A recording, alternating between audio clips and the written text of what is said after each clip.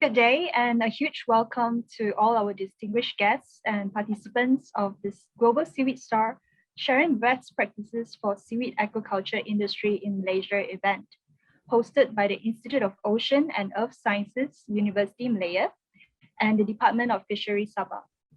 This is the first day of the event, which will take place over 2 consecutive days, and we hope you will be able to join us again tomorrow, as there are many exciting presentations lined up. For tomorrow, please note that we will begin the session half an hour earlier at 2:30 p.m. local time. Before we begin, allow me to make some housekeeping announcements. We would like to gently remind all the speakers to mute your microphone unless you wish to speak. To all participants, please use the Q&A box to type in your questions and do indicate to whom your question is directed to. If you would like to receive a certificate of participation to this webinar, please sign up using the link in the chat box, or you can email your request to us. Please note that this event is being recorded and will be shared publicly after the event on the Global Seaweed Star website and social media accounts. Hence, if you do not wish for your personal information to be shared with other viewers during the event or appear in the recording, please join this event anonymously and do not provide any personal details in the Q&A session. Without further ado, I would like to invite Yang Berusaha, Professor Sumiani Yusof, Director of the Institute of Ocean and Earth Sciences, University of Malaya, to deliver her welcoming address.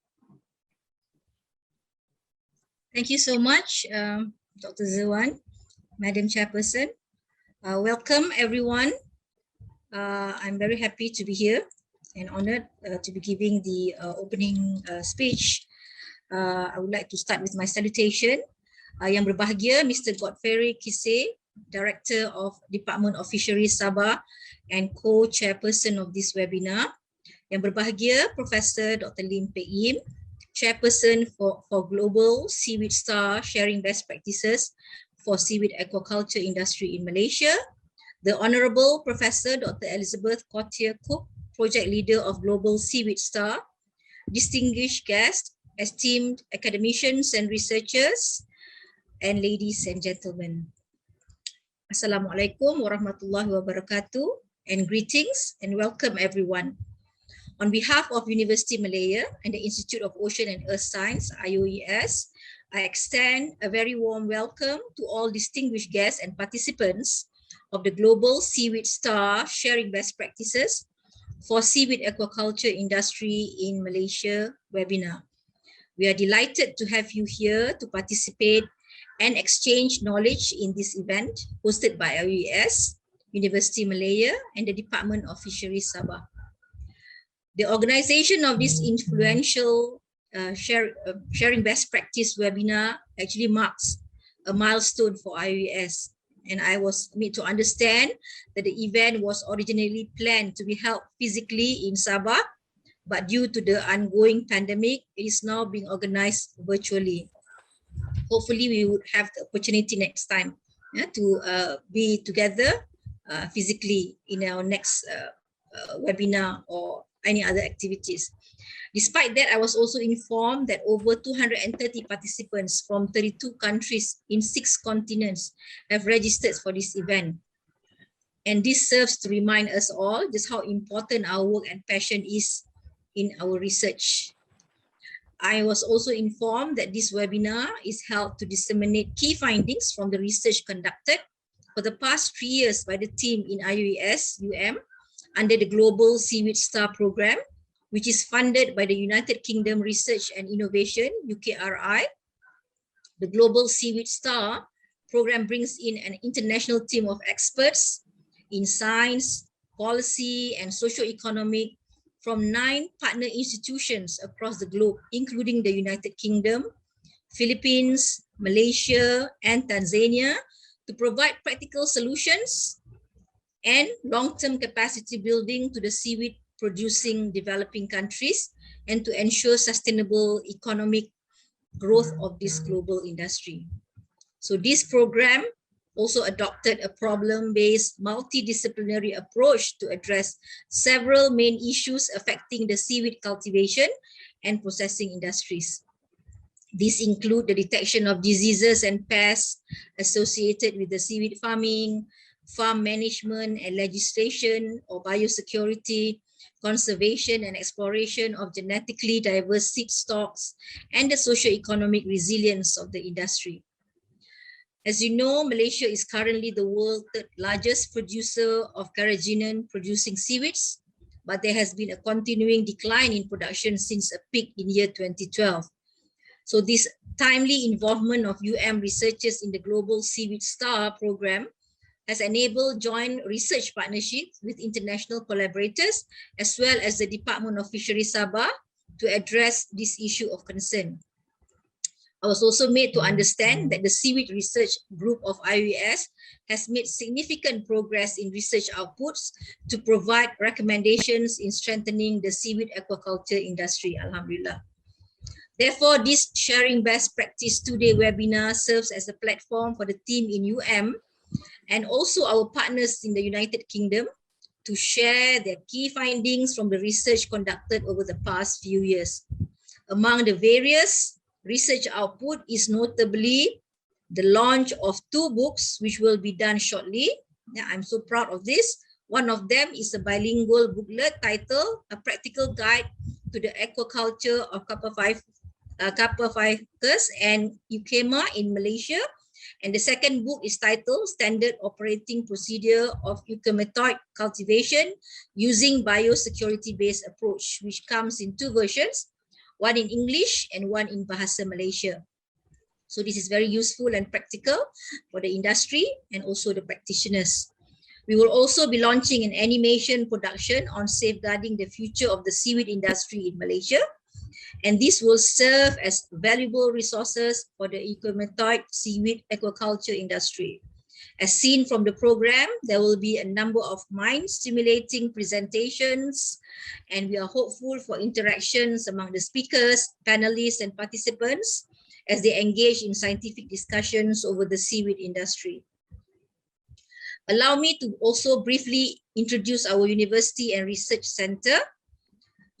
or University of Malaya is proud to be the top-ranking research university in Malaysia and was just recently ranked number 65th in the QS World University Rankings 2022. In University of Malaya, the Institute of Ocean and Earth Sciences, IUES, is tasked to coordinate and lead all consultancies, research activities, trainings in marine and maritime research. IUES has also been awarded a High Institution Center of Excellence, or High COE, by the Ministry of Higher Education of Malaysia in recognition of its leadership in the niche area of air-ocean-land interactions. And we are also recognized as a Center of Excellence under the National Oceanography Directorate, NOD, Ministry of Science, Technology and Innovation, MOSTI, Malaysia. So IUS has a long track record in seaweeds research, wherein our researchers have been involved in strengthening the nation's seaweed industry and receive research development funding from the Department of Fisheries on various projects such as seaweed mass production for pulp and bioethanol and genotyping of commercially important euchematoids. I'm confident that with the leadership of my colleague, Professor Pek Im, IUS will continue to excel in phycological research in this region and achieve greater heights at the national and international levels. Before I hand over the floor to our co-chair, Mr. Godfrey Kisei from the Department of Fisheries Sabah, I would like to congratulate the organizing committee for their hard work and wonderful job, and everyone who has contributed to this important sharing best practice, which has brought along the experts, young scientists, various stakeholders to share knowledge, resources, and technologies to take seaweed aquaculture to a higher level and to achieve sustainable development in the industry. Last but not least, I wish all of you a fruitful webinar and all the best. And thank you. Back to Thank you very much. Thank you very much, Prof. Sumiani, for your welcome speech. And next, I would like to invite young producer, Mr. Godfrey Kisei, Director of the Department of Fisheries Sabah, to deliver his opening remarks as the co-chair.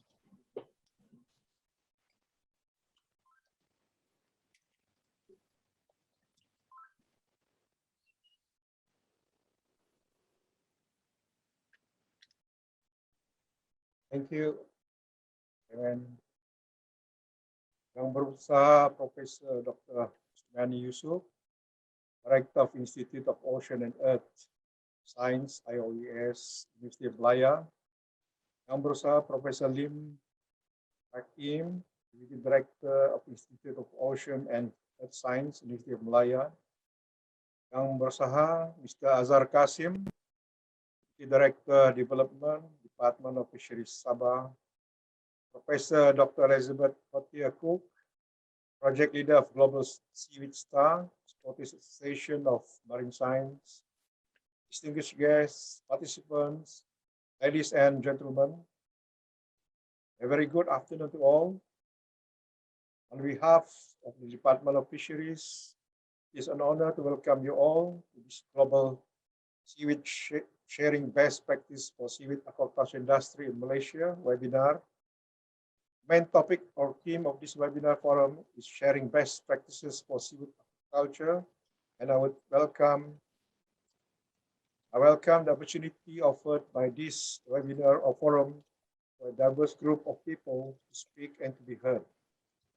I am aware that in addition to Malaysians, Sabah and West Malaysia, we are playing host to speakers and participants that have come from other parts of the world. A warm welcome to you all. Ladies and gentlemen, it is timely that this webinar is conducted. As you all know, Sabah is one of the most biodiverse places in the world.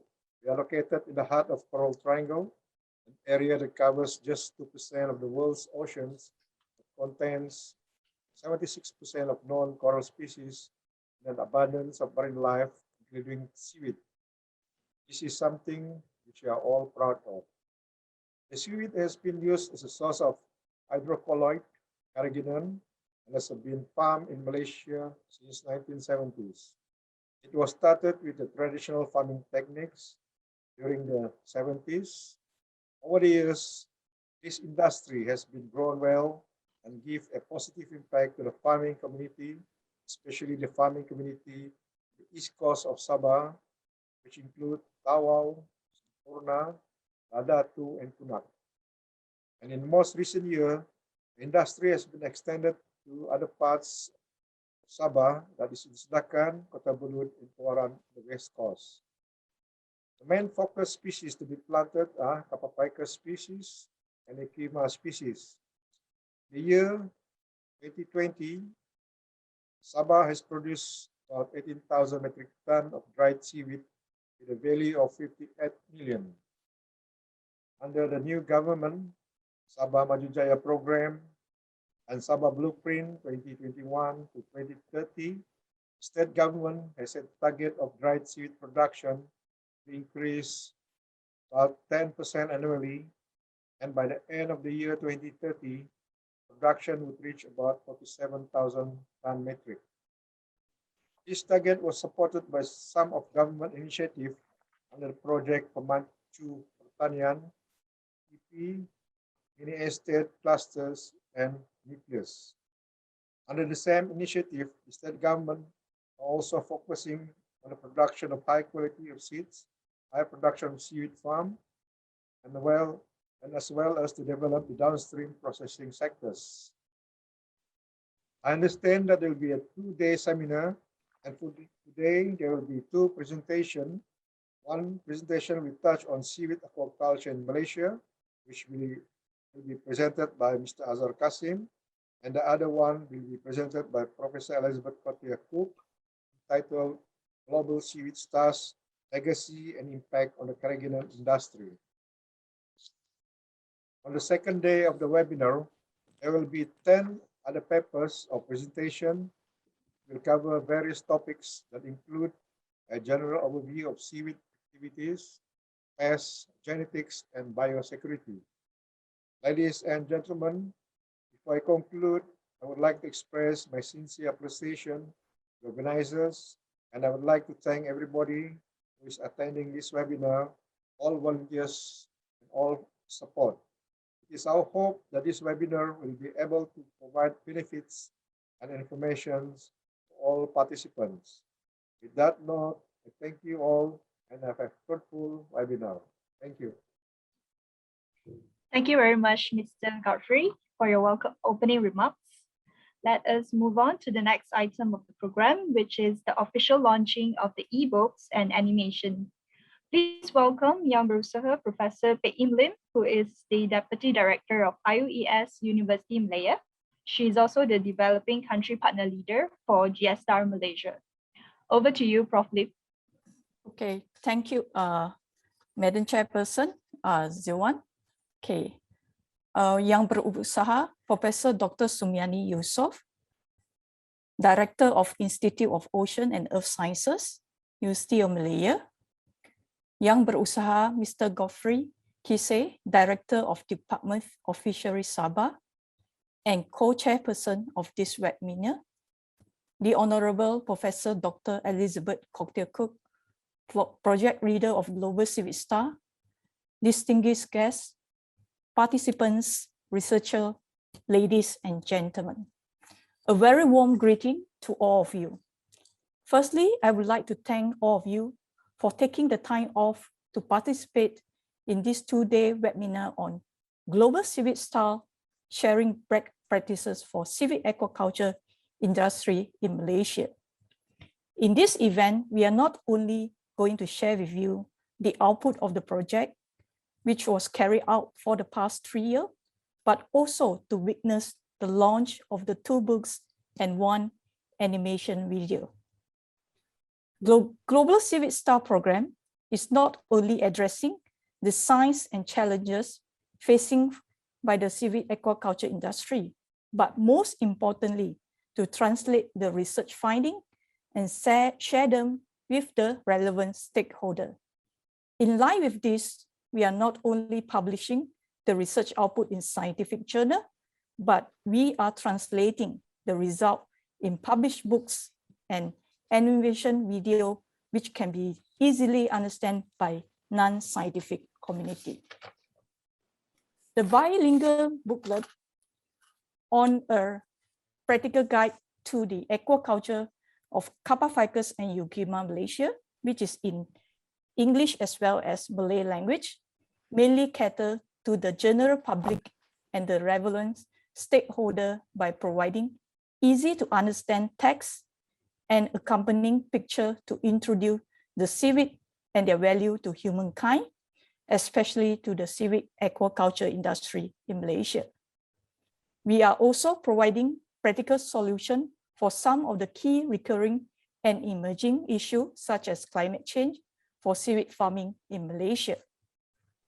While the second booklet is on standard operating procedure of eukematoid cultivation using biosecurity-based approach, which come in 2 versions, one in English and another one in Bahasa Malaysia. This book provides basic guidelines for farm practitioners for the cultivation of eukematoid seaweed, and this guideline contribute to the progress in understanding and managing the biosecurity risks inherent in the seaweed eukematoid farming system, and with the aim to provide clear instruction from preparation to the post-harvest process to improve the farm system and its productivity. Now, with great pleasure, I would like to declare the launch of the 2 books.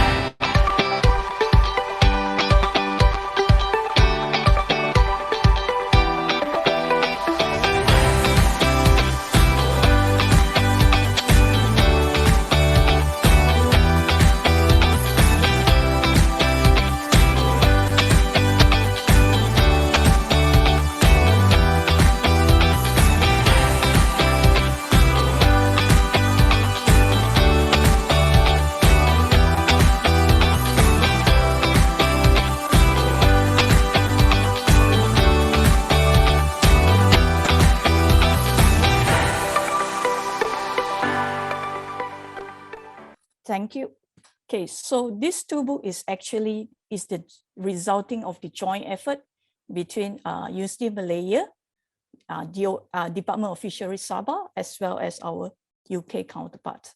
Okay, so, and these two books will be available to be downloaded from the GlobalSeaweedSTAR website, and we will be sharing the link with you all later on.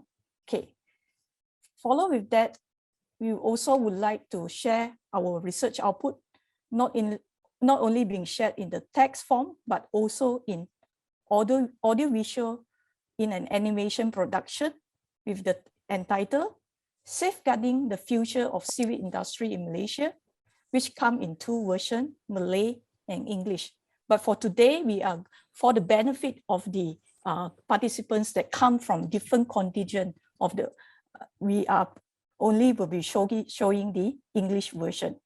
The video gives an easy and simple guide for all levels of stakeholder, including farmer on the seaweed aquaculture industry in Malaysia, with emphasis on the essential step in farming and also suggestion for sustainability of the industry. Okay, with great pleasure, I would like to declare the launch of the animation video.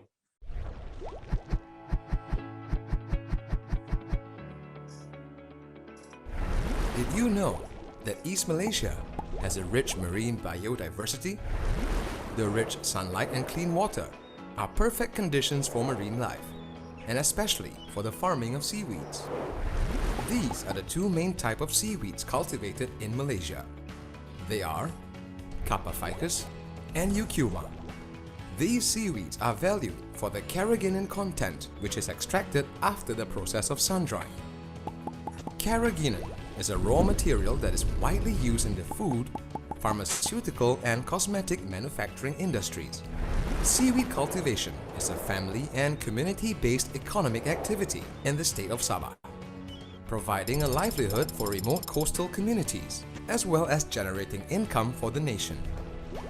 However, our seaweed production has been reducing over the years due to several factors, which are climate change, lack of downstream marketing, poor farm management, disease and pest infestation, aging cultivars, intense competition, lack of coordination between stakeholders. Pests and diseases are one of the major hurdles in seaweed farming. These problems greatly reduce the quality and yield of carrageenan from Kappa ficus and Eucuma seaweeds. Environmental stresses like climate change and water pollution may cause ice syndrome in seaweeds and lead to huge losses to farmers when parts of the infected plants bleach and disintegrate. There are two types of pests that are a threat to seaweed growth, as they compete for sunlight and nutrients. They are fouling algae and epiendophytic filamentous red algae. Fouling algae are removed from cultivation lines to curb its infestation. This is easily done by weeding. The growth of epiendophytes is best prevented through good farming practices. Thus, to avoid any issues with pests and diseases, good site selection and farm practices must be done to ensure healthy seaweed growth. Therefore, the correct conditions to establish a seaweed farm should be a farm site with adequate sunlight, good water flow, and non-polluted water. Apart from suitable farm site conditions, it is equally important to ensure the use of healthy propagules with no wounds and signs of disease or pests. It is also important to know where the seaweed comes from so that quarantine measures can be taken if needed. Isolation and quarantine will ensure new propagules do not bring pests and diseases into the farm. Moreover, farm equipment also needs to be cleaned and sun-dried before and after use. For seaweed farm maintenance, farmers need to remove the fouling algae and the bleaching parts of seaweeds on a regular basis. These parts should be discarded on land and not thrown away in the sea. In cases of disease outbreak, when 10% of the seaweeds become bleached, it is important to increase the distance between crops. by removing the affected seaweeds to reduce the spread of disease. However, if severe disease outbreak happens, with more than 50% of seaweeds infected, farmers need to rapidly harvest all seaweeds and stop planting for 45 days and report the case to government officers from Department of Fisheries (DOF) for further action. Declining seaweed vigor and productivity may have happened because we have been using propagules of the same few cultivars since the 1970s. Since no sexual reproduction is involved, this will lead to a lack of genetic variation. To ensure sustainability of the industry, research is required to develop cultivars of Kappa ficus and Eucuma that are well adapted to a changing environment. Selection and development of cultivars resilient to climate change and epiphyte infestation with fast growth rate and high carrageenan yield is vital to sustain the industry. This cultivar selection process can be facilitated by studying the DNA or genetic material of the different species and varieties of seaweeds. Seaweed genetic material can be studied and documented by first extracting DNA from the seaweed. Next, amplification of specific gene regions using polymerase chain reaction (PCR) will be done, and this is followed by gel electrophoresis and DNA sequencing. Together with tests on growth rates, carrageenan yield, and etc., this helps us identify and establish new cultivars. These new cultivars can be deposited in biobank facilities to be maintained, studied, and improved for long-term use. These new cultivars will also later be distributed to farmers. According to the current findings, there's an indication that there are wild strains of Kappa ficus striatus, Kappa ficus malaysianus, and Eucuma denticulatum in Malaysia. However, it's believed that there are more of these wild strains out there. The setting up of biobank and marine protected areas are important in conserving these indigenous bioresources. Therefore, conducting research will help us create better cultivars for the improvement of seaweeds farming. These beneficial results from the research will help secure the income and livelihood of the coastal communities, as well as boost the competitiveness of the Malaysian seaweed industry. In conclusion, the development of the Malaysian seaweed industry heavily depends on the collaboration between all respected parties. So, let us work together towards a better and more sustainable seaweed industry in Malaysia. A huge thanks to the Department of Fisheries officers, farmers, factory owners for their valuable support, making this 3-year project a success. And our gratitude to GlobalSeaweedSTAR for funding this impactful project.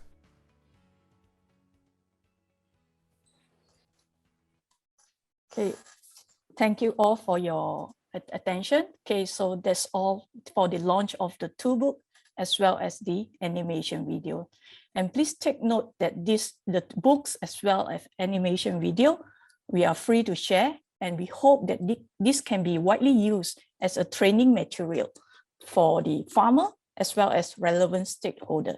And all of this will be published at the GlobalSeaweedSTAR website. Okay. So without further ado, now we are going to enter into today's scientific sessions or the presentation. Okay. Today we will have 2 talks. So one on seaweed aquaculture in Malaysia, and another one is on GlobalSeaweedSTAR legacy and impact on the carrageenan.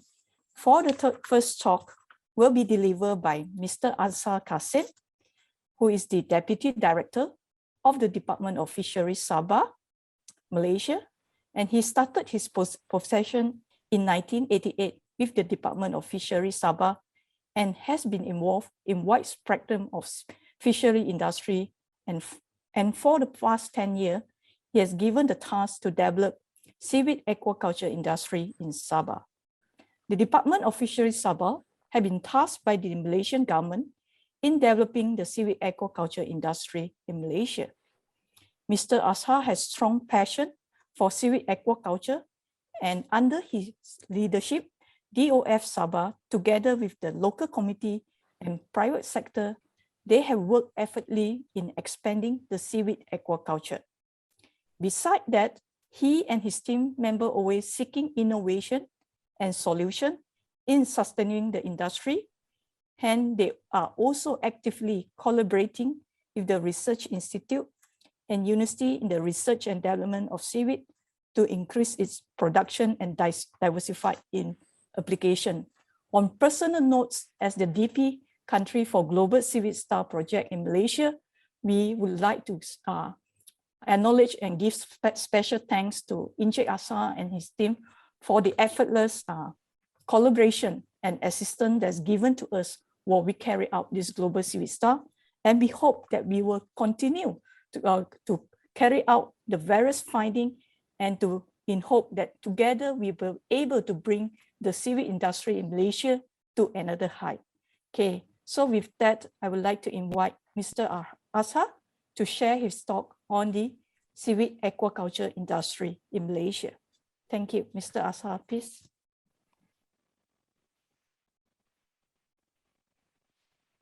Thank you, Professor Dr. Lim, PF, who introduced me very long. The Honorable Professor Dr. Sumani Yusof, Director of IOS of UM, the Honorable Mr. Godfrey Kisi, Director, Department of Fisheries Sabah, Honorable Dr. Elizabeth Kotek-Kok, all participants, ladies and gentlemen. Assalamualaikum, salam sejahtera, and very good afternoon. Before I proceed my presentation, I will like to express my thanks to IOS, which is give this opportunity to me on behalf of Department of Fisheries to present and share the information about seaweed aquaculture in Malaysia, especially from Sabah. As everyone know, when talk about seaweed in Malaysia, that is refer seaweed in Sabah state part of Malaysia. Next, please.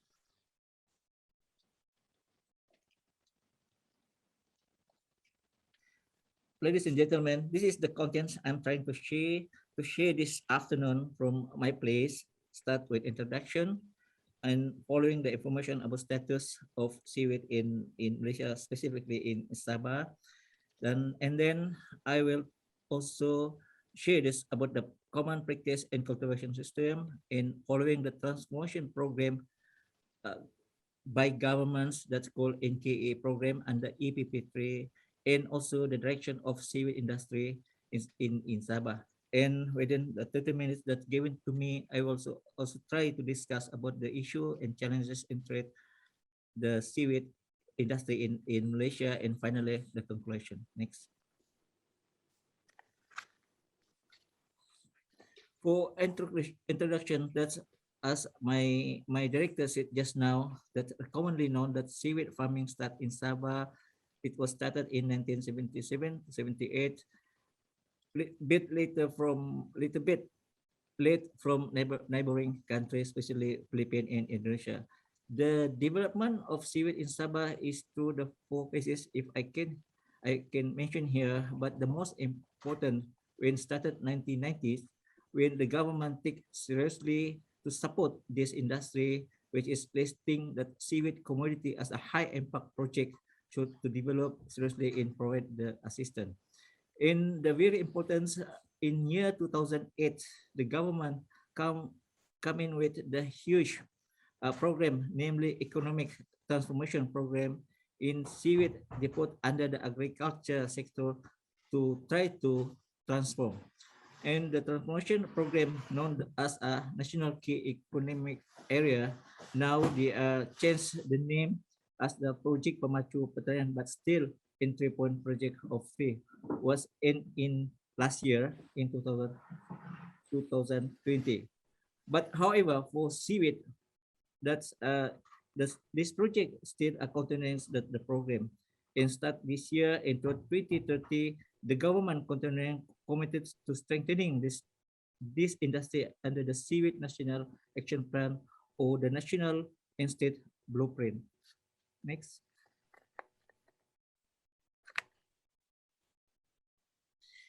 this what I'm showing here, the current status of seaweed industry in Malaysia. As the mentioned just now by my boss, also with the Professor Lim, that normally the seaweed here in Malaysia, especially in Sabah, is just three major species that Eucoma catena, also known as Capapicos alvarazi, and Eucoma denticulatum in Capapicos striatus. That's I want to inform here that most that we are cultivation here is Capapicos alvarazi is more than 90%. In the cultivation method here is we use the long line. This is the very common methods that we use also at other country. In following is the rough system in labat-labat. This labat-labat is term kind is the locals that means the swings. Of course, the farming locations at the present here in Malaysia is they are in Sabah. The main districts area is Sampurna, Tawau, Kunak in Lahad Datu, and later on the other district I will mention. In total area active farming seaweed now is around 3,000 hectare. Instead, actually we have available area around maybe around area now that we identify more than 30,000 hectare in East Coast in Sabah. And at the present, the small scale farmers is around 1,187. We have a company done doing the project under the government program. Most of them as 2022 company, but unfortunately, before we have actually that two processing plant before that now the no more processing plant active, they are closed, that is the zero. And the dry seaweed price in 2020, if I can share here, is start 1 ringgit until 3 ringgit 90 per kilogram. Actually, why is that 1 ringgit? Just because when the situation, when the pandemic comes, because the problems of the seaweed on the times for 6 months, more or less, when the government announced the MCO, this is the problem of that our dry seaweed cannot be export and no buyer come in. And finally, that's the one of the agents try to buy, but with what ringgit just to have our farmers that suffering on that times. But now the price is become normal that they can buy until reach to 3 ringgit 90 or 4 ringgit, depend on the moisture contents. In year 2020, that most of the productions is just mentioned just now with my director is around 18,204 tons metric, and the value is 48.2 million. And the main importer dry seaweed, of course, is China, because the only buyer now, the agent from China is, and also sometimes they are Indonesia, because Indonesia also one of the main importers of seaweed here in Malaysia, especially in Sabah, just because one of the district producer now in Tawau, that's area is very close to the Indonesia border, so that's easy to our local farmers to send to sell the seaweed to the Indonesia, especially in the Nunuka. Next.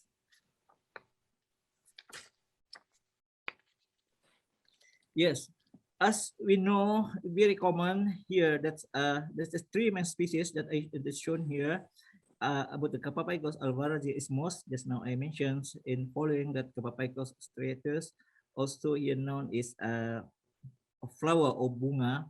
And before the Capapicos alvarazi is here, is local name is called Tambalang.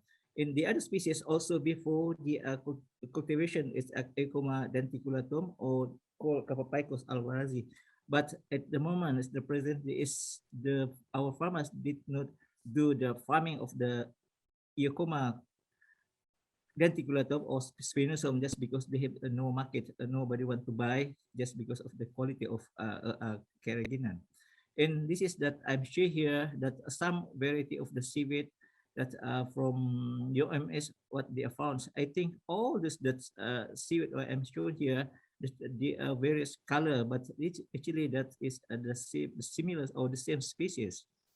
And the other futures potential species, if I can mention here in Malaysia, there are two now, especially the chloropus species, is is being popular now in here in Malaysia because the chloropa species, they are still not farming yet, but they are already started in Semenanjung, Malaysia and West Malaysians, but in Sabah still can easy to get at the nature.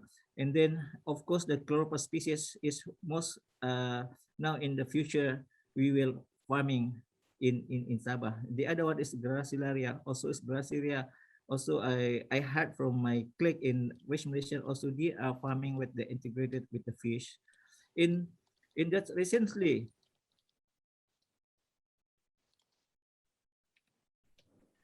is also the other one because just last month I approached by someone from this industry. Actually, they are mentioned about the sargassum because they are very interested about the sargassum in the ask the department how volume that sargassum is here in Sabah because for the moment the present, so this is plenty of sargassum is abundant in our territory in Malaysia. This is another species in potential also maybe can things in the future. Next. Why Sabah is very important for the seaweed? In the seaweed here is very blowing. This farming just when we see here that the Sabah is located is very strategic in area is coral triangles in between Philippines in Indonesia. Of course, this area that called the Sulu Celebes Sea Large Marine, rich with the diversity of marine. This is the causes of why Sabah is very important in the seaweed is can grow well here. And also, I'm sure here about that the very productive seaweed area. Of course, we call East Coast area in Sabah. That's known also in Tawau territory. This is the most our production of seaweed is come from this area. And then there's approximately, I mentioned here just now, seaweed area that the potential around 3,500 even more.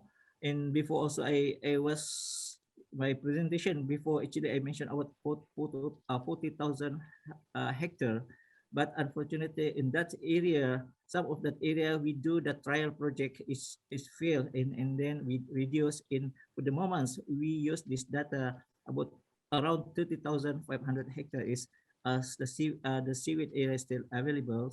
In most of that area, just around 10% already occupied to farming.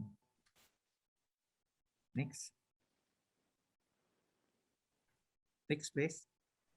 This is the specifically the district seaweed farming in Sabah, Malaysia. This is the just now I mentioned as the 4 districts from Tawau. That's if you saw that Tawau here is just behind the one of the islands, the sharing island. The one of the islands from the border is Indonesia's Nunukan, Sibatik Islands. It is very active farming here. And then Sampurna, Kunak, which is located Lahadato. In the new area that we found is very blooming seaweed. Also, we did our trial day that we found that that is very fertile that area in Sandakan. Also, we try also that project in the West Coast that Kota Kinabalu. In being now, we also do the trial project in just so soon, maybe next month, in area just near to the Kota Kinabalu in district of Kota Belud. Next. This is that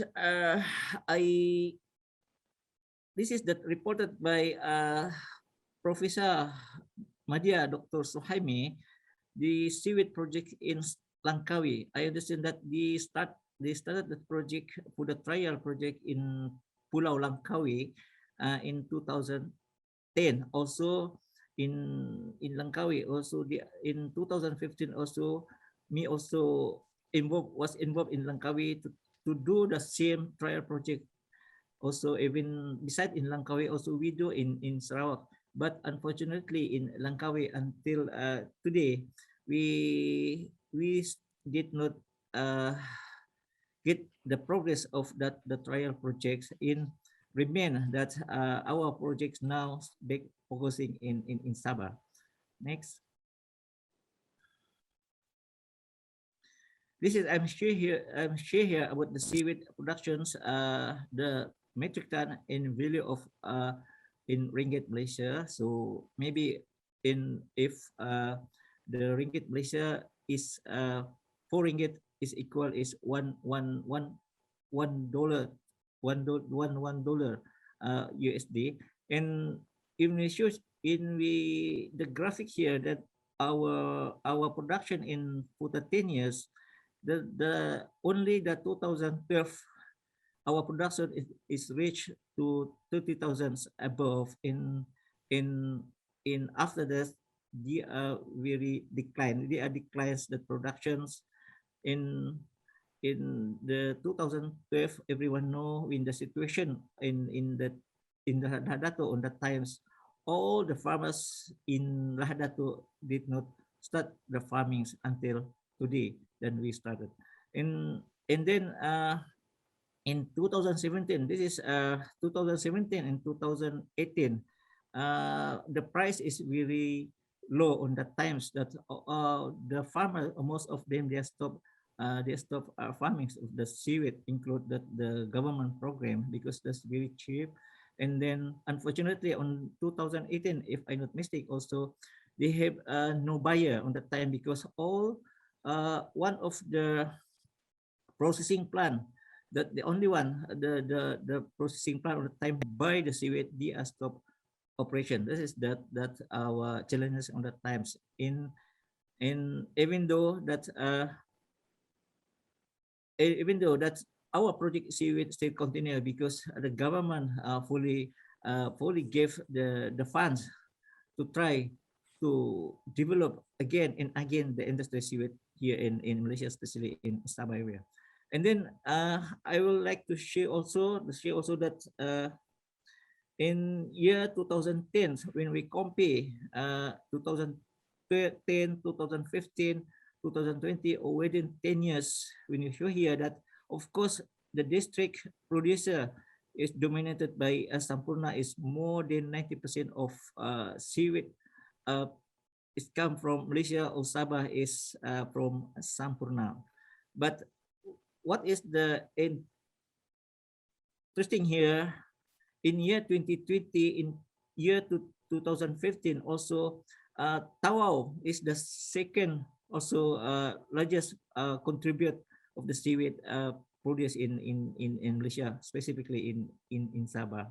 This is the because as you know, in Tawau 20 years ago, department declared it's not suitable for seaweed farming, but now we accept that Tawau one of the most fertile seaweed when we are farming in Sabah instead of Sampurna. Next.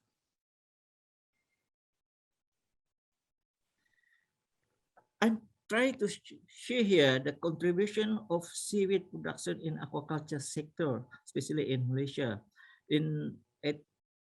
At the top here, the contribution of production to the national. If you can see here that seaweed in the form of fresh, actually they contribute about 46%, following marine commodity in fresh water. This is, we use that phrase because the national use the term of fresh of the seaweed. Actually, the seaweed fresh equal 10%. 10% when we converted to the dry seaweed. And then this is the ratio. And then the contribute of value in ringgit for the national, they are of course around 2.9%. They are contribute of the value of for the national. And then what interesting here for the state is very significant for the seaweed. What where they contribute of production. This is the one of the commodity contribute around 60%, 59%, like that, following by shrimp, marine fish, freshwater, and others. And then in terms of the value, when you show here, of course, the shrimp is a lead, more than 60%, I think, following by seaweed, 58 million ringgit that contribute for the value of the community of the aquaculture in the state. Next.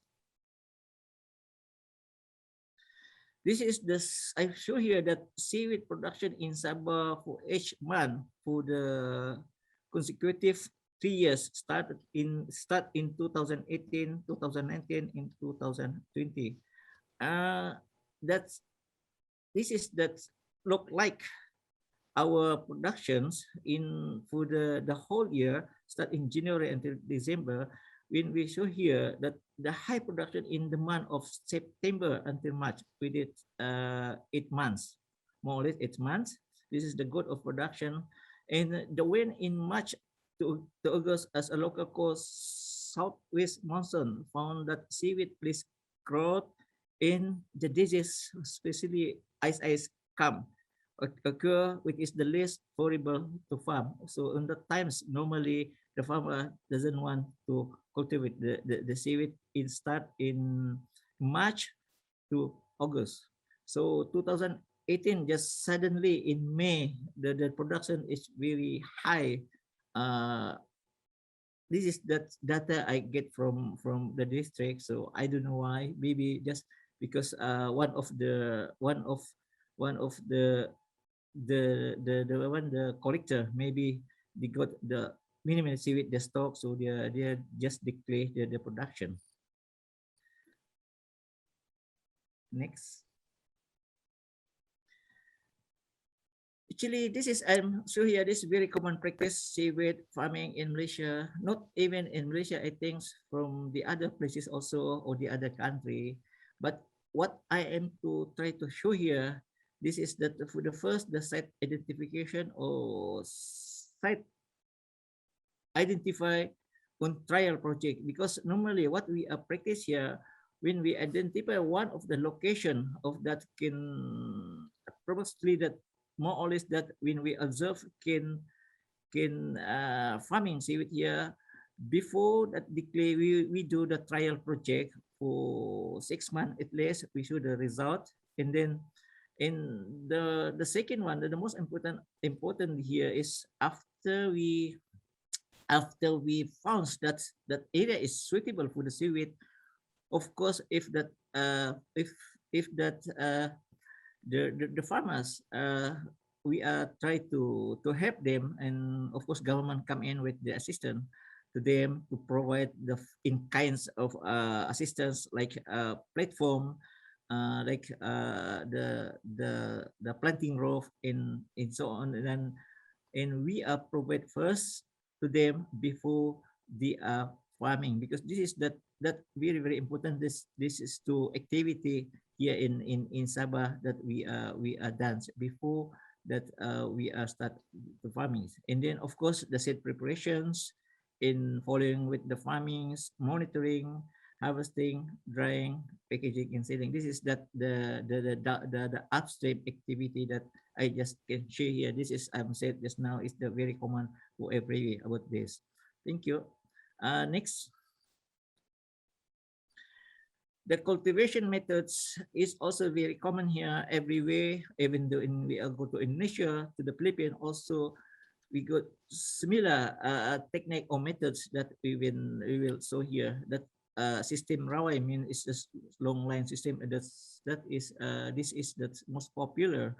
And following is the system racket, and then system pancang mean is the pole system, and then the other just now I mentioned system labat-labat. This is the first system labat-labat is also called lipot-lipot, is from Philippine term. This is actually this originally from Philippines. Also, just this technique or method that also practiced by our local farmers here, because also in area in Lahadato in Sampurna is very close to the southern of Philippines, Sitangkai in Tawi-Tawi. Of course, the very huge farms there, and when they saw this kind of technique, they are also practice in Sabah, especially in area in Lahat Datu, and also some area in Sampurna also. Next, this is that I'm cultivation system. From this four method that I'm sure here, only three is practiced in Sabah. First, the floating long line method, rough method, and pole method. That's bottom long line method. This is that that photo I took at the Bali there, and so soon maybe next year we will try to practice this system bottom lines in Sampurna, because we are already identified that area. That area is shale water in very visibilities. This water in so suitable for for farming this kind of methods. Next. This is the currently more or less scenario of farming area in Sampurna. When you see here, they use the discarded bottles. Also, some of them they use our bottles, and this is the normal practice. Next, in Sampurna, this is in Sampurna. Next, this is the scenario farming area in Tawau. I just mentioned now the Tawau area is very fertile for the seaweed. The blooming well in the good here, just because they have no natural predators, but but only the challenges, yes, is of the water, because we as the photos show here, that's the water is what you call like milk tea. This is sometimes when the rainy seasons, of course, the water is very dark. But fortunately, in that situation, the seaweed can grow well on this area. So anybody want to go to Tawau, we can bring them to visit our farms in Tawau, just very near to Indonesia, Nunukan, especially. Next. This is the area in Lahat Datu that I can, if you can see here, that the very good waters, where the visibility of water is very shine. But this is that also popular.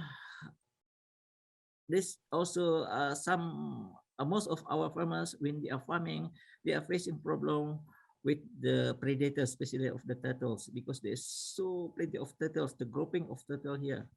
If I can share, this is one times when our farmer do around 1 hectare to start propagate the nursery just for one night. The turtles do this like festival there in the nights, in all the seedling that they are farming just gone like that. So this is that we are facing in area in Lahat Datu. But the other area also, they have still can grow the seaweed in Lahat Datu, but we still continue the project in that district. Next. The other seaweed farming area, just in Pababag, I think last 2 weeks, I went there, I take a photo, and the other area is Karindingan. Also, this is a very the productivity is good in area in Karindingan, Sibangkat area. The other district of Kunak, just this photo I saw here is not so clear. Also, just very interesting here. When we do the trial project in Sandakan, I so surprised because Sandakan also is similar like Tawau district, just very fertile water that the seaweed is grow well, and then less than 30 days actually that we should harvest, because the seaweed is blooming until 2-3 kilo the fresh seaweed within 30 days. Next. This is a drying seaweed at platform with conventional method. That's normally you can see in all here in Sampurna, Tawau, even though in the other area in Malaysia or especially in Sabah. Next.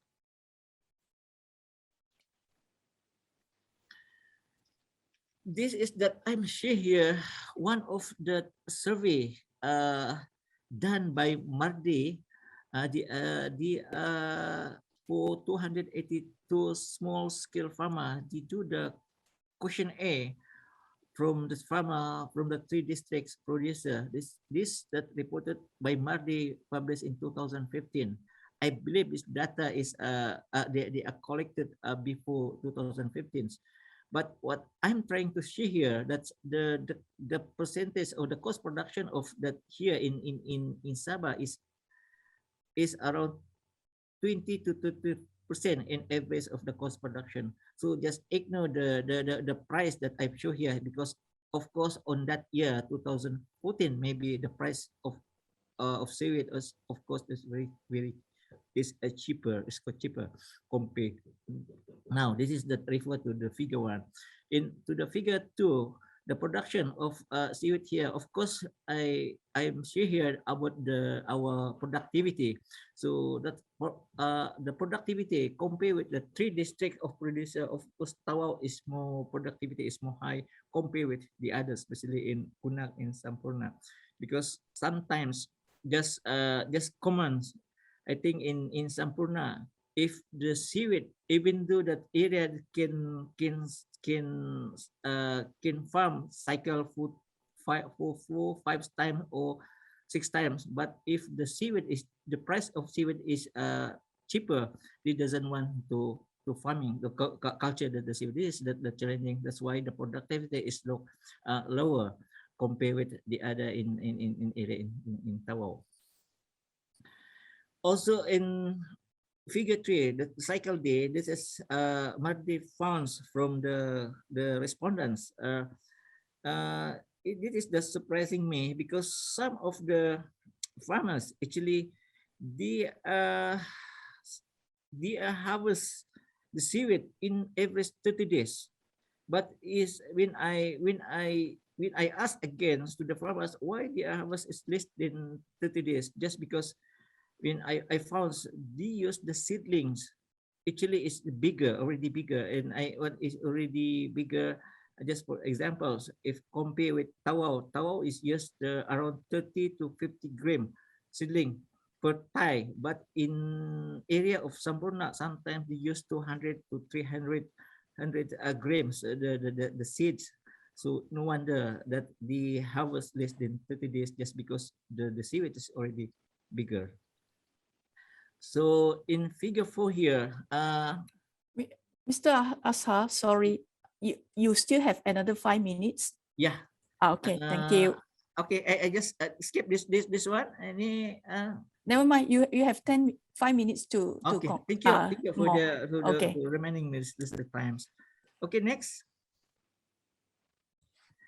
This is the assumption or the estimation, the guidance of the how we calculate about the seaweed here in Malaysia. Actually, the basic information I'm show here for planting rope. In example, for 100 meter, they have a tai 550 points, seedling about 50 to 100 gram per point. In the standard that we use 50 ropes per hectare. In the grow rate, but we found here in this is the species in Sampurna. This is data in Sampurna, 5% per day the grow rate. In the grow rate in this the period for 30-45 days in around 2 to 5 cycles. So an example, I think everyone can see here about what I'm trying to see here, the calculations that average, that optimum, that the productivity is supposed, if the fulfill occupied farmings that area for the 1 hectare, I think they can the yield that they can earn about 8.6 metric ton for the dry seaweed. Next. This is I'm here the economic transformational program of seaweed. Of course, we under the agriculture in KA agriculture, that the project objective to promote the seaweed as a high value commodity in agriculture, into transforming the cultivation into commercial, the development of course led by the private companies, provide job opportunities in GNI contributions. In what I'm trying to see here, this project was implemented implementing here in Sabah start 2010 until I mentioned just now in 2020 last year in the name of three component project of a mini estate. We are trying to target for 10 anchors project, private sector, also cluster 10 anchor, 10 anchor, the nucleus project for about 400 farmers. This is the small scale farmers. That project is already end, but for the seaweed, we are still continuing because the allocation that provided by governments, we still kept, then we still continue this project until 2025. Next. This is the project criteria in scope. The projects of mini estate in the cluster in nucleus project that we are implementing now here in Sabah. If you saw here, this is the three components. What is the important here? That the component that in the government, the in kinds assistance that we are trying to provide the planting rope, the floater, the block system, the platform, boat and engine seat. So everything we try to help them to build up to farming, to culture the seaweed. That hope they contribute the more and more to increase the production in Malaysia for the seaweed. So that mini estate is cluster is more smaller, and for the nucleus, this is that we also take attention about the small scale. We try to help them under the nucleus program. We try 0.4 hectare or similar 1 acre to assist them.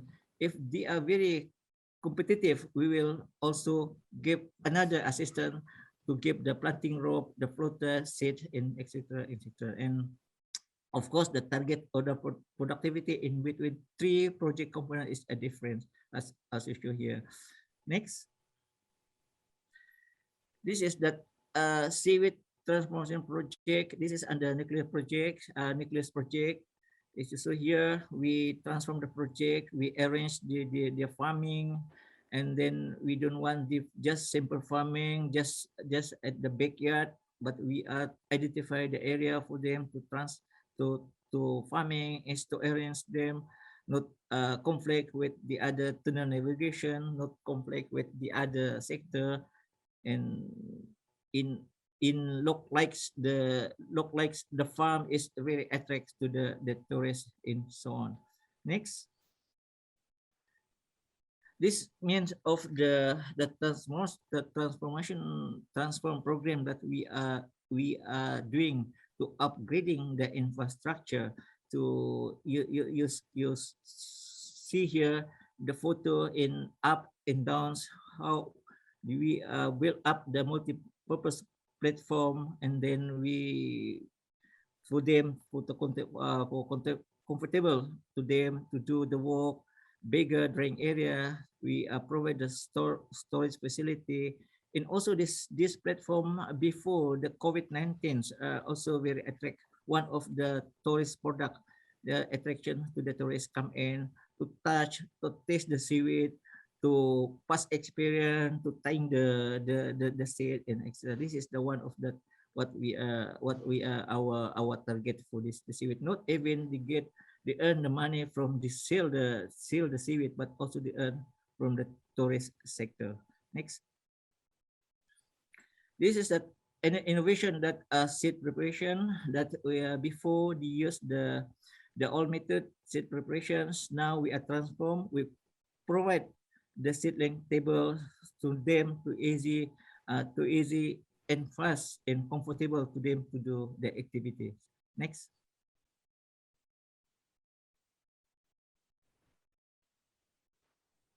Next, please.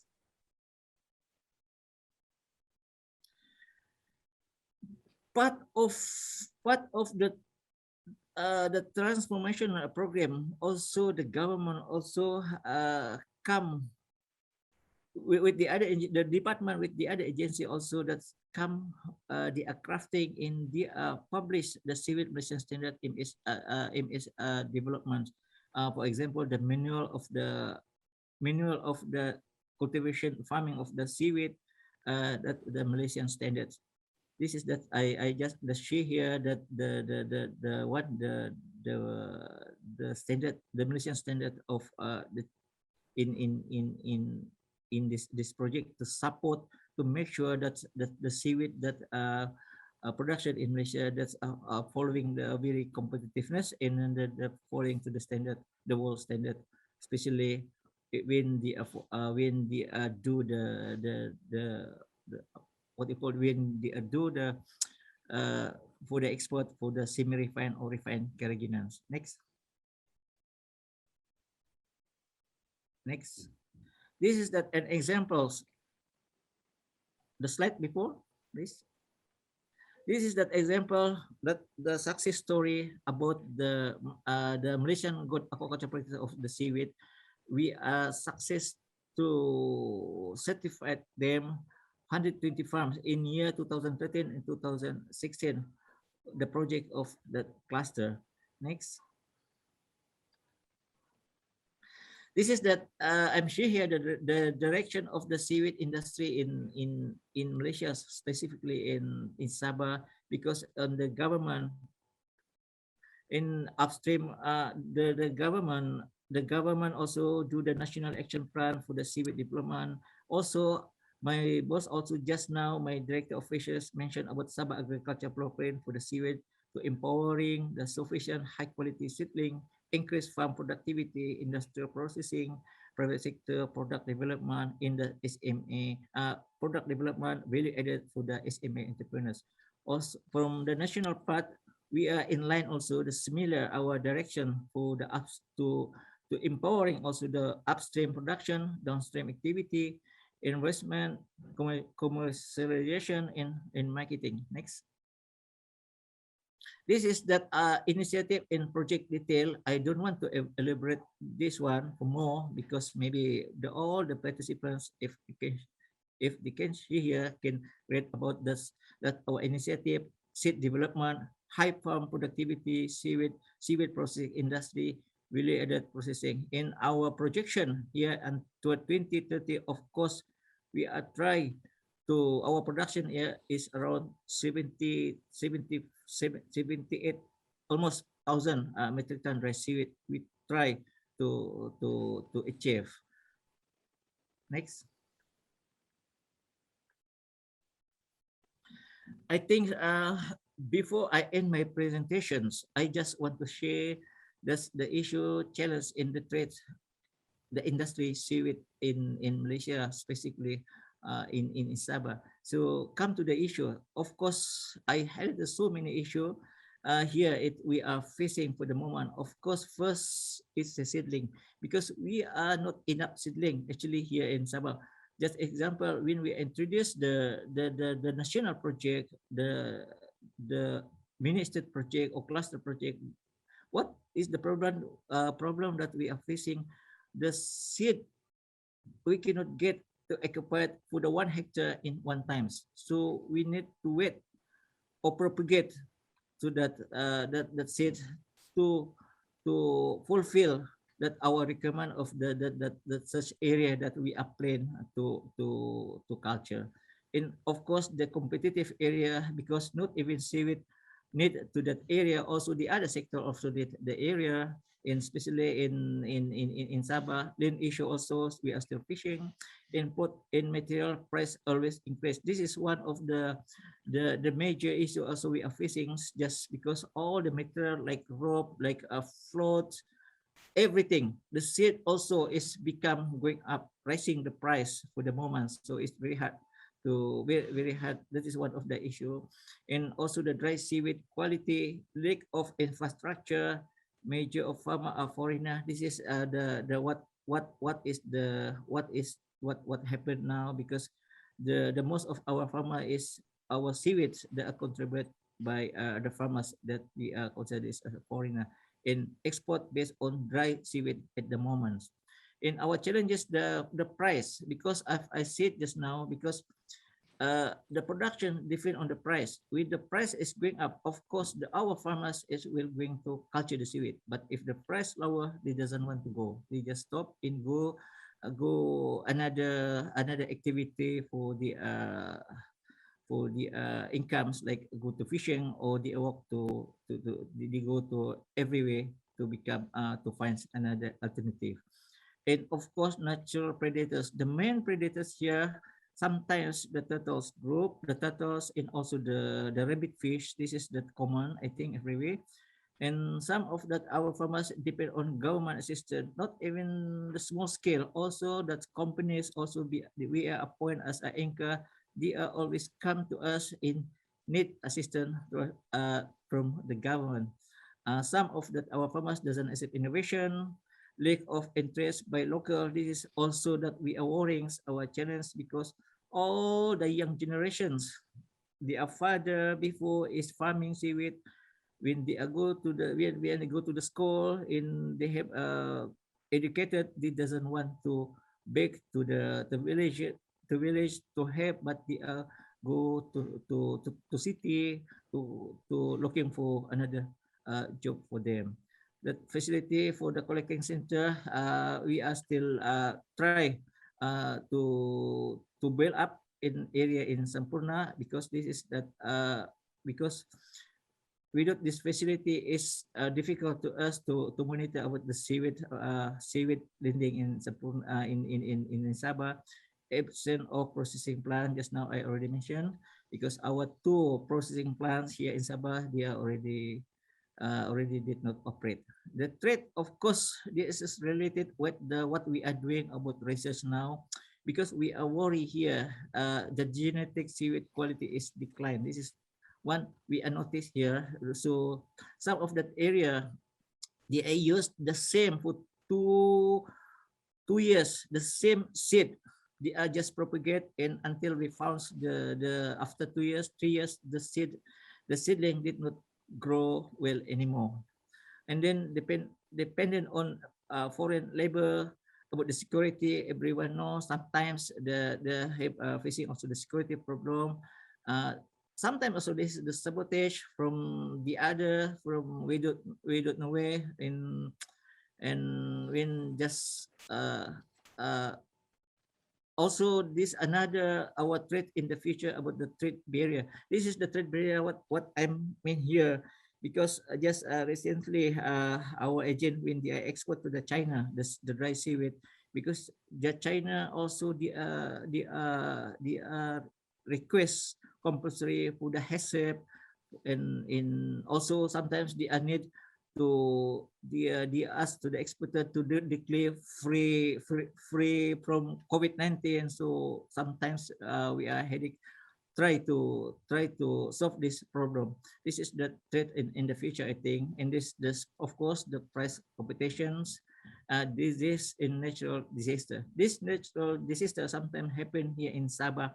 The storm, the typhoon, even though Sabah is no typhoon, sometimes when the typhoon come in southern Philippines, the wing of the typhoon affected to our farmers in Sampurna, especially also in Lahat Datu in Punak. Next. This is that scenario, issue and challenge. I skip this one. Next. I think I come to the end of my presentations. For the conclusions, seaweed and important commodities contribute to aquaculture production in Malaysia context. And also the seaweed industry in Malaysia is still in a developing phase in Malaysia, but the government remain committed to assess the industry.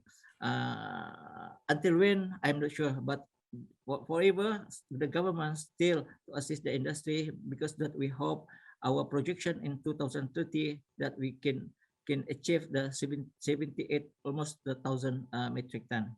And strengthen management and cultivating innovation with government support to increase the national seaweed productions. Last but not least, Sabah at present still highest producer of seaweed in Malaysia. New potential areas should be identified to expand cultivation to ensure Malaysia as one of the major carrageenophytes producer in the world. With that, I end my presentation. Thank you. I return back to Professor Lim. Thank you very much. Thank you, Mr. Asha, for such an informative talk, okay, and also highlighting some of the issue that's challenging, that's facing by the seaweed aquaculture industry in Malaysia.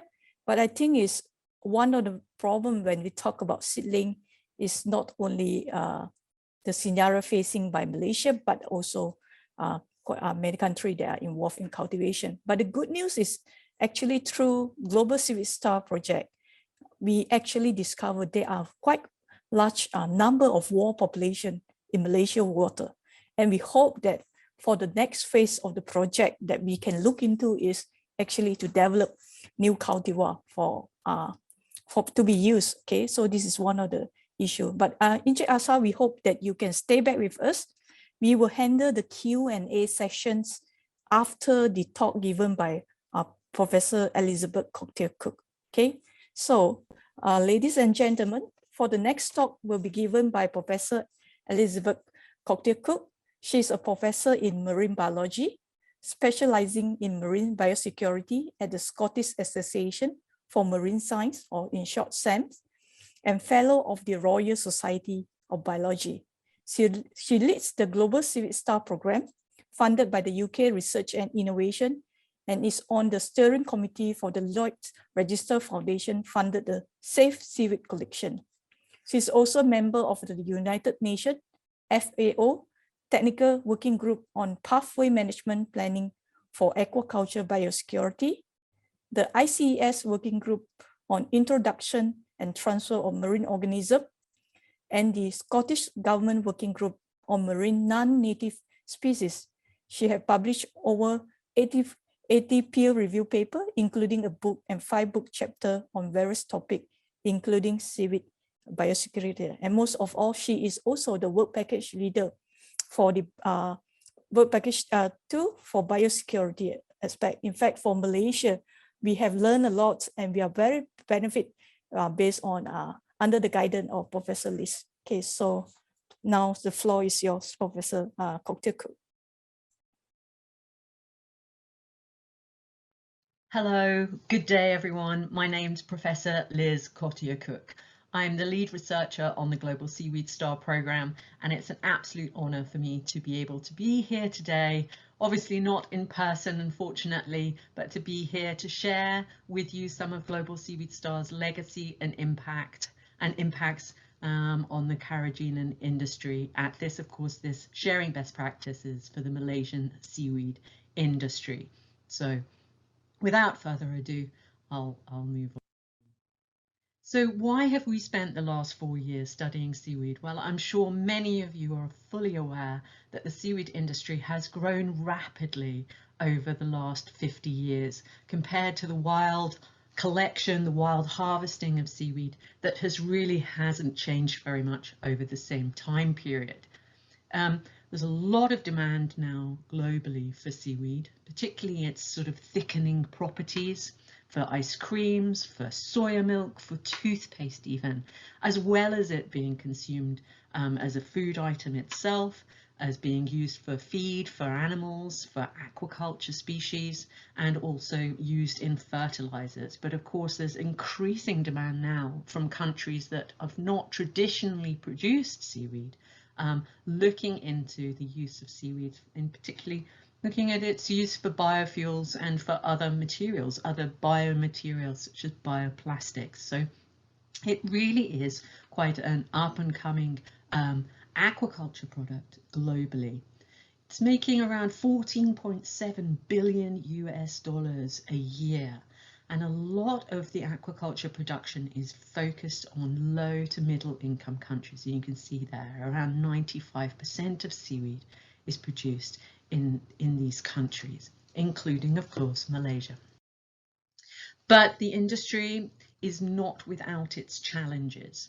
And there are major biosecurity related challenges in terms of outbreaks of diseases and also pests, which include grazers, of course. One of the most well-known diseases is known as ice syndrome, which you can see here on the left, which is where the thallus, the body of the seaweed, turns to sort of this ice, looks like ice. And of course it then disintegrates, and the seaweed is worthless if badly infested. There is also pests such as these tiny filamentous red algae that attach to the surface of the commercially grown seaweed, in this case Capophycus. And again, these small seaweeds compete for resources with the main commercially grown seaweed, and we've shown that you get reduced carrageenan content and reduced growth rates due to this competition with these other small tiny seaweeds that coat the surface of the main Capophycus in this case. So in both of these cases, disease and epiphytes, they can have catastrophic socio-economic impacts on the communities that are reliant on seaweed production. So we really need to find a way to reduce the incidence and reduce the outbreaks of these diseases and epiphytes. And way back in 2016, I had the honor of leading a group where in which we got together and we wrote a policy brief that was produced by the United Nations universities, the Institute for Water, Environment and Health, along with SAMS, where I work, the Scottish Association for Marine Science. And in that policy brief, we gathered the thoughts of over 30 international experts from 21 institutes worldwide. And through that, we came out with 8 key recommendations for policymakers. The top 5 are focused, are highlighted in particular, because this is what we focus GlobalSeaweedSTAR on. But just to go through, so establishing centres of research excellence, that was considered a key priority. Establishing national seed banks. Maintaining and conserving genetic diversity of wild stocks, because this is where the new cultivars are going to come from. Focusing or exercising the precautionary approach, particularly when introducing new or non-indigenous cultivars. We know that this is a major route of bringing in new pests and disease. Also focusing on developing and enhancing biosecurity programs for the industry within our partner countries, looking at capacity building and incentivizing the development of early diagnostic tools. Other areas as well that we mentioned in the key policy recommendations are of course equally valid, but it just wasn't the time to focus through GlobalSeaweedSTAR. Now, our vision in this project was very much to use specialist UK science capability and capacity to grow research and innovation capability in developing countries engaged in seaweed farming. And as I say, you're going to be introduced to a number of these new capacities over the course of the next 2 days. So I'm just giving you here a flavour of what we've managed to achieve in the last 4 years. So the GlobalSeaweedSTAR programme itself started in 2017 and ends this December. We were awarded £6.2 million by the UK Research and Innovation Global Challenges Research Fund.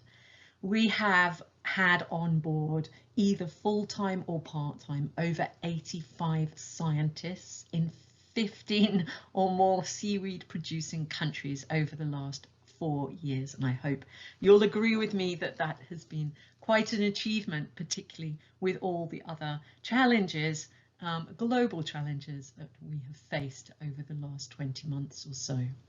So key partners, of course, the University of Malaya, but we've also partnered with the University of the Philippines, Visayas, SeaweedTech, also based in the Philippines, the University of Dar es Salaam in Tanzania, and of course our UK partners have been SAMS, the Scottish Association for Marine Science, which are the coordinators, the Overseas Development Institute based in London, together with the Natural History Museum, and also CFAS based on the south coast of England in Weymouth. So that's the sort of core team for this particular program. We had 4 key work programs that we planned, all interdisciplinary, all interconnected, and we have worked very, very hard to try to make sure that each of the teams within these 4 work programs works very closely with others from other work programs. The first one was very much looking at the detection and finding new diagnostic techniques to detect in the early stages these pests and diseases before they really take hold on the farm. So that you'll hear far more about all of these work packages, as I say, but that was a key aim. The second work program was to look to see how we could manage the farms better to try to prevent the introduction of these diseases and pests in the first place. And then obviously if there were for some reason or if there was an outbreak, then how to actually manage that outbreak so the farmer doesn't go on to lose the entire crop. The third work program was looking to see how the cultivars and the crops that are cultivated at this moment, whether they could be improved in at all, whether they could be enhanced in terms of their resilience to diseases and pest outbreaks, particularly also in the wider light of increasing seawater temperatures because of climate change. And of course, this also took into looking very closely at wild stocks, wild genetic diversity, because of course, this is where you draw in your new cultivars, your new diversity to improve the stocks that you already have growing on your farms. And last but very much not least, the work package looking to empower the farmers. What could we do to help these farmers, particularly at times when they are faced with an outbreak? How can we help them get back on their feet? How can we help them be more resilient to shocks, to climate, to global shocks, such as the COVID one that we've just been living through, and we still are, in fact, but also outbreaks of pest and disease on the farm. So those were our, as I say, our key work programs. But it was wonderful because we also had another sort of pot of money, thanks to our funders, our funding agency, and as part of the Global Seaweed STAR program. So we spent an additional £840,000 supporting other researchers in other countries. So we funded 15 research projects. You can see here marked in red all the countries that we worked, all the researchers in different countries that we worked with over the last 4 years. We provided up to £50,000 for them to work on a 12-month program in their particular country. We also provided travel grants, obviously pre-COVID, when we were able to travel to conferences, to allow researchers, particularly young researchers, to get to these international conferences. And we were very fortunate that we ran a special session at the international conference in Korea a couple of years ago, pre-COVID, and we managed to get quite a few young researchers to that via our travel grant system.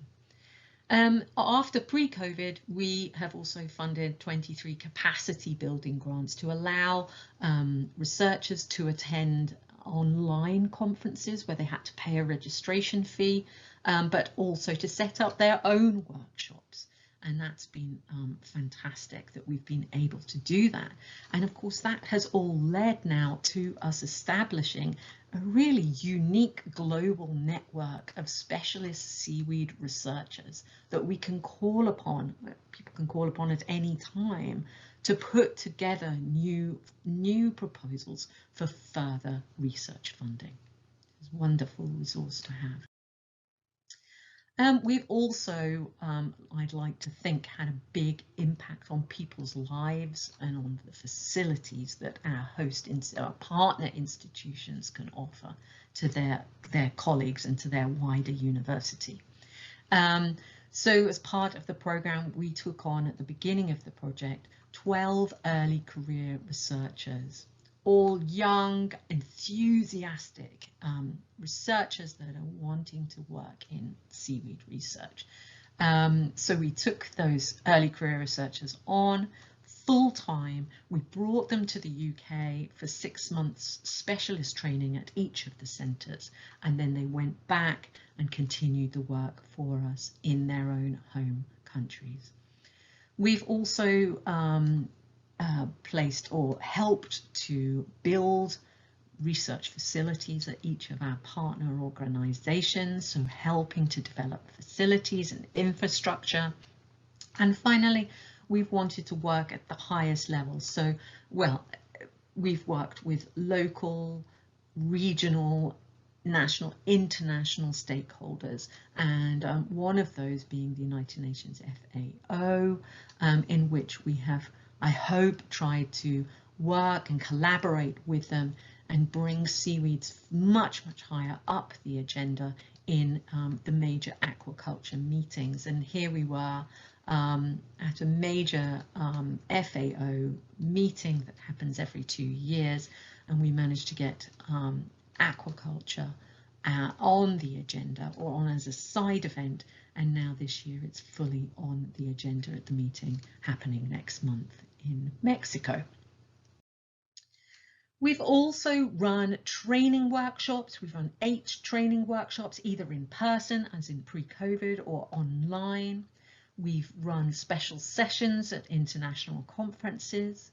We've worked with over 600 seaweed farmers in our partner countries, and we've trained over 30 international master's students over the last 4 years, establishing, I believe, almost a unique master's level module in macroalgae and microalgae, but macroalgae there as part of an Erasmus Mundus joint master degree in aquaculture, environment and society. So that really brings in international students from all over the world that have now, as I say, 30 of them have now been through that particular module developed as part of this program. So ultimately, it really does lead to the fact that we are now building capacity in so many different levels, and I really hope that this will continue as we draw in further funding for future initiatives. Finally, sort of legacy then. What is it that we have left behind from this program? Well, we have both an international policy brief and 3 national policy briefs, including one from Malaysia, that will hopefully, fingers crossed, be launched on the 10th of November at our grand finale for the programme. These briefs come with key recommendations for the industry and for government stakeholders. They all are very much addressing the UN Sustainable Development Goals, and we hope, if the 2016 policy brief is anything to go by, we hope this will reach a huge and varied readership, a number of people throughout the world. We've also been working very hard on our open access publications. So we have over 125 of those now, including 25 international research papers published to date. And I am expecting that to be double this number by this time next year, as all of the results get analysed and finalised and written and published. We have produced an online digital atlas of seaweed diseases that will be fully searchable, and this will be ready by the end of the year. We have a global biosecurity policy database which is ready, searchable, and can be reached via the GlobalSeaweedSTAR website at globalseaweedstar.org. We've also produced YouTube training videos, animations, you name it. It's there online, openly accessible to anyone, so please do go and check that out. We've got posters, we've got training manuals, and we've got standard operating procedures that you'll hear a little bit more about today, I hope, and tomorrow. So again, they will all be available via our website for you to download and freely use. And it's wonderful because all of this is culminating in a couple of very exciting new initiatives. One being a progressive management pathway for aquaculture biosecurity, specifically for seaweeds, that will be published later this year in collaboration with the UNFAO.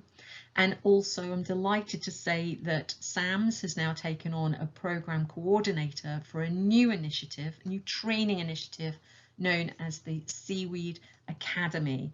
And what I'm hoping for that over the next 5 years, the Seaweed Academy will have sort of satellite chapters in each region of the globe that grows where seaweed is produced, in which we can offer face-to-face and also virtual training programs. So please watch this space, and hopefully I'm hoping that the Seaweed Academy will provide further capacity building to the carrageenan industry for the years to come. So very much finally, I would like to say a huge thank you to all of the Malaysian team that have been part of the Global Seaweed Star journey over the last 4 years. I can't thank Professor Paikin Lim for all her wonderful guidance of the Malaysian team. They have thrived under you, and it has really been such an honour to work with you all. And I really look forward to trying to bring in further funding so we can continue this this research relationship well into the future. And finally, I'd like to just ask you all please to save the date. We have our grand Global Seaweed Star finale on the 10th of November 2021, so just a couple of weeks away now, from 12 till 2 UK time, where we will be sharing and pulling together all of the work that we've completed to date on this very special and unique program. Thank you all so much for your time, and hopefully one day I'll get to meet you all in person. Thank you.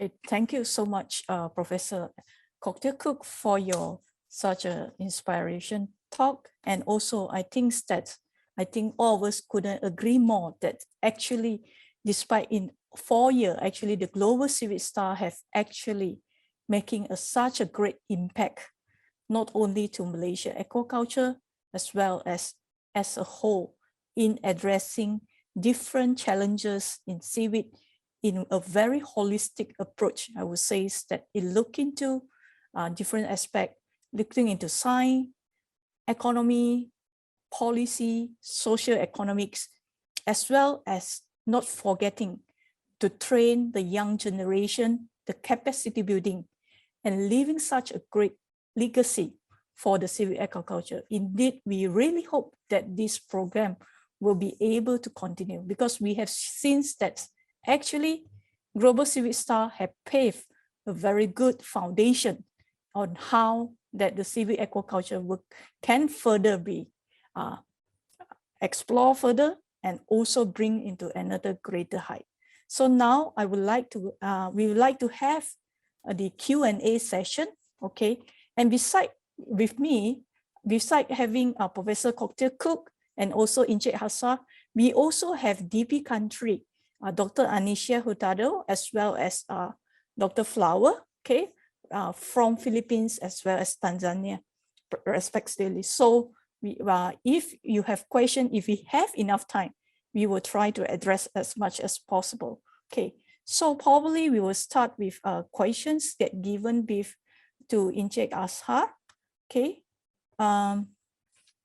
we have one question that's given to Encik Azhar that talking about eukaryotic seaweed production in Sabah, despite much efforts, has failed to take off in a big way since I first became engaged during 1977. Okay, this question is from A.N. Niche that have actually involved in the early stage of the cultivation of seaweed aquaculture in Sabah.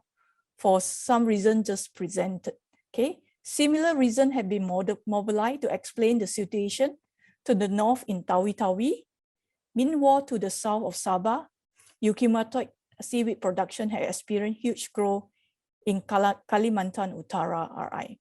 So at some point within sight of Sabah, so is anyone comparing and contrasting this situation? Yeah, Encik Ashab, can you share with this?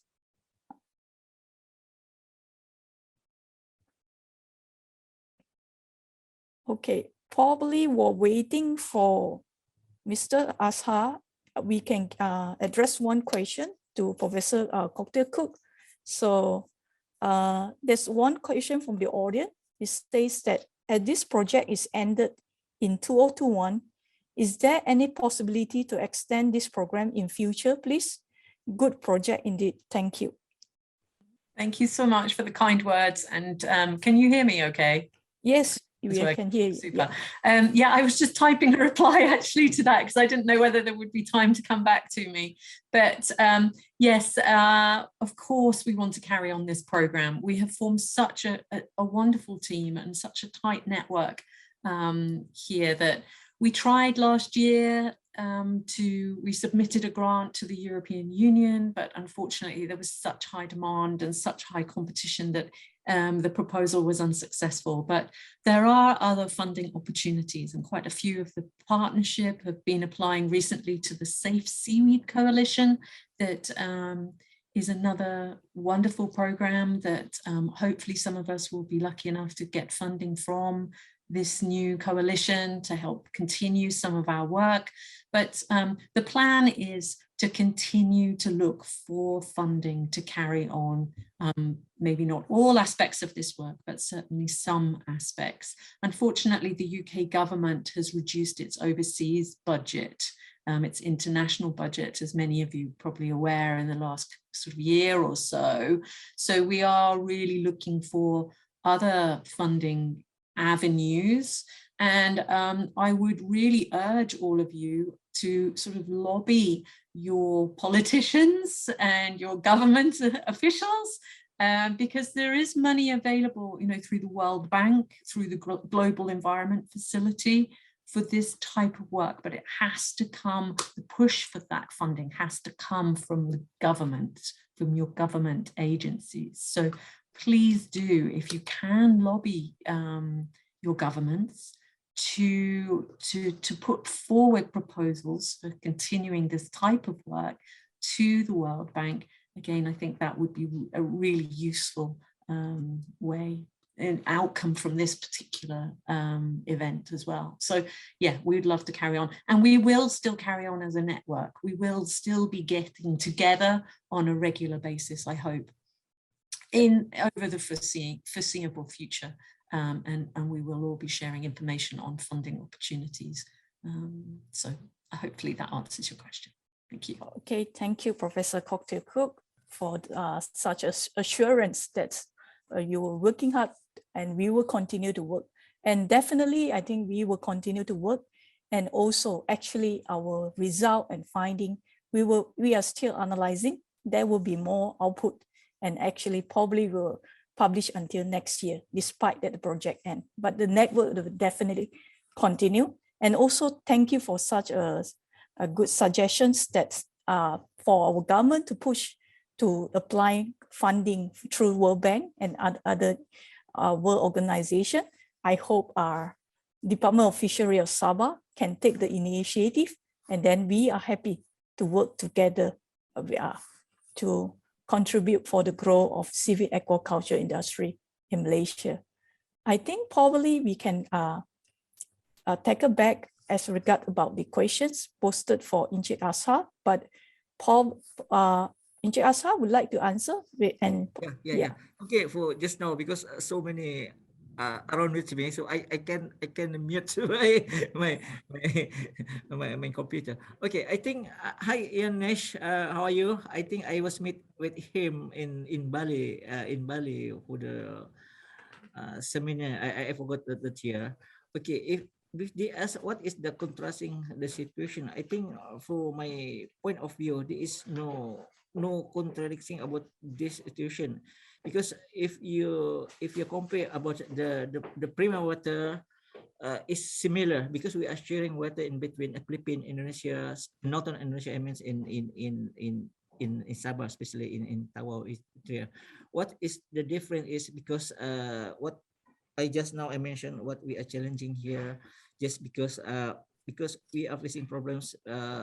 No, but we have list farmers from local want to farming the seaweed in here in Sabah, instead of I mentioned just now our issue is because most of our farmers is foreigner. Even this the local do the farming, they also hire the foreigner workers to do this job. This is the one. The second one, if to compare about the cost of production for the seaweed here in Sabah is quite different from the others both countries, Indonesia and Sabah. In the third, my point of view, just because that's the livelihood, because in Malay in Sabah, especially in Malaysia as well, in Sabah specifically, because they do this farming the seaweed just because of the just the part times, not the full times to them for the livelihood. This is one of the difference. And the other ones, because they have uh the buyer also, the buyer is more concentrating to buy the Capapicus albarazi instead of the others. So the Capapicus albarazi only the will grow in certain area in the East Coast compared with the other area.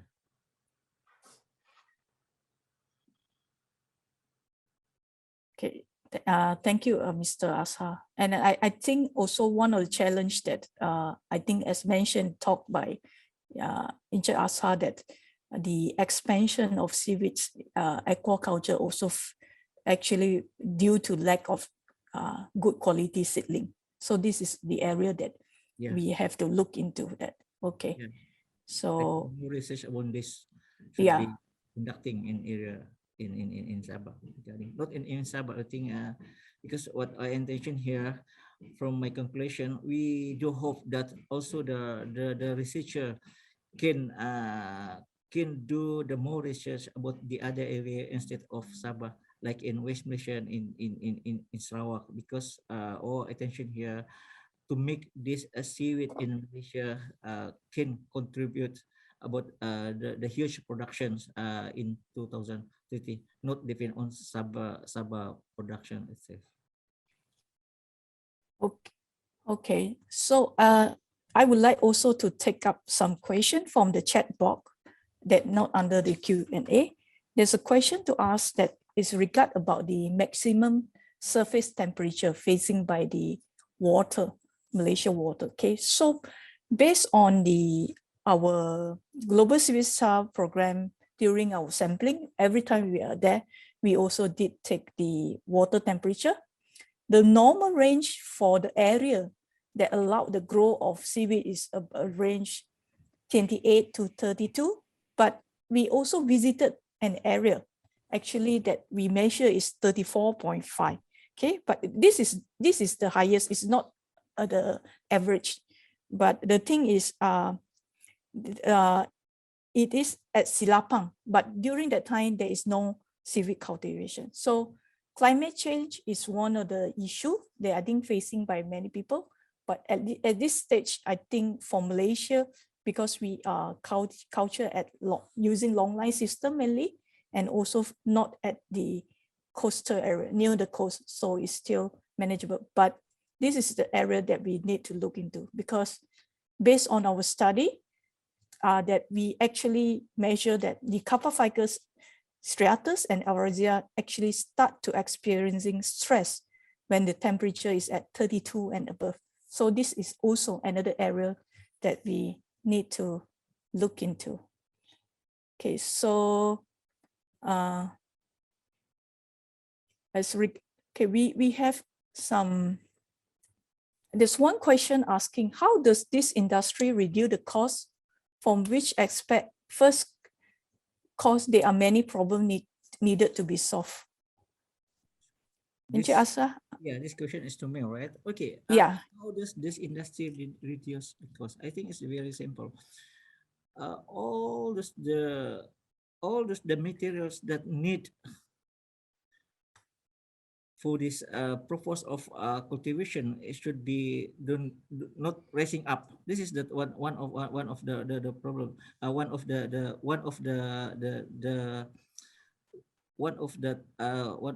method that we have to look into is the materials. And the second one, of course, we are facing now, because I've said just now, we have a problem about the seedling, because one of the problem, the seedling now, the price is a little bit high compared than 5 or 10 years before. For an examples, in seeds, when the one of the farmers want to culture the seaweed, they have to buy more than RM1 per kilo about the seaweed. This is one ringgit per kilo, if that in Sampurna. But if that the requirement of seaweed come the other district, I mean from Sandakan, for example, of course, this the logistic cost should be RM2.50. That's the problems that the farmer can afford to buy the seed. One of the reasons why the cost is quite high in here in Sabah to cultivate the seaweed, just because of our operation cost. So what I mentioned here is the very important. If we can solve the seed problems in the good quality of the seed, I think our cost can reduce, instead of that all the materials should be not going up the price. Okay. Okay. Thank you, Mr. Asa. So we know that, I mean, based on the various talk, as well as our finding aligned with GlobalSeaweedSTAR project as well, we know that actually for Malaysia, actually for us to, in order to increase production, a good quality of seedling is of urgent need for us to increase the production. One, we have this biomass. I think only then we have enough biomass to be used for downstream processes, and this is also in line with that. And for the GlobalSeaweedSTAR project, because we have questions from the audience that say that since the start of the program, whether it has helped increase in terms of the production. What we would like to highlight here is that for this project, we are trying to understand the science behind the decline of the production. And based on the science and the output of project result, we hope to propose the strategy. So the next phase of the project, I would say, is that it will be highlighting and targeting on the specific project that will actually bring benefit to the industry, such as start to evaluate the wall cultivar that we have in Malaysia water, to evaluate their possibility as regards about disease, carcinogen content, as well as also resistant to climate change. Okay, so these are the areas that we will be proposing, and we are putting in Malaysia policy brief that we hope to bring a recommendation. And from our hands, we are working hard as well to look into funding, because for this carcinogen industry, we know that it is actually bring income to more than half of the population that is in the hardcore poverty, below the poverty line. So it is very important that they need the science, they need the assistance to help. And we do have the challenges, and we know that, but the good news is we are on the way and toward that. Okay, so, and I think because due to the time, I'm looking at the time. Okay, so today we have to conclude our today's session, but we look forward that you will join us tomorrow, because tomorrow there will be a specific topic sharing based on the 4 program that is carried out by GlobalSeaweedSTAR, and we will share the results from Malaysia as well as the United Kingdom postdoctoral researcher. They will be sharing the result based on the global perspective, because there are similar study being carried out by our partner from various institutions, especially from the Philippines as well as Tanzania. So please take note that you can log in tomorrow at 2:30, which is 30 minutes earlier, using the same link that you are logged in. And we would like to apologize if there is any technical error during the run of today's event. And we would like also to apologize that for some of the questions we are not able to handle today, but feel free to contact and email the respective speaker, and we are more than willing to reply, and we are hoping and working together, and we are open for collaboration as well. With that, I would like to thank you all the speaker, the panelists, as well as all the participants for joining us. And I really hope that we will have opportunity to have one physical meeting that we can meet together in the very near future. Okay, thank you and see you all tomorrow.